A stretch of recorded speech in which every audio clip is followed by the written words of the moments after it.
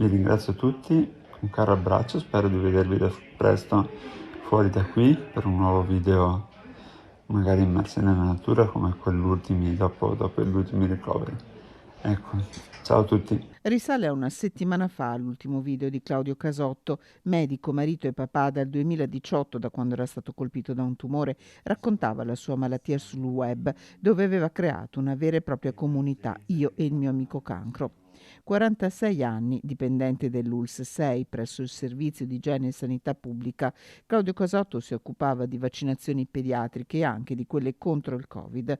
Quello che gli stava capitando lo capiva passo passo. La ricaduta, lo aveva scritto in un lungo post sui social, e la ricomparsa dell'amico cancro erano state più difficili da affrontare della diagnosi, aveva scritto. La scorsa estate, queste le sue parole dopo l'ennesimo ricovero. Come vedete non sono più in ospedale, sono stato dimesso 5 giorni fa e sono venuto subito in montagna dove c'erano i miei bambini e mia moglie e passo la convalescenza adesso qua su ed è tutta un'altra vita. Alla famiglia si stringe tutta la sua comunità e tutta l'ULSS 6, con i colleghi che lo ricordano come un galantuomo, un uomo generoso, buono, disponibile, un grande lavoratore e un grande papà.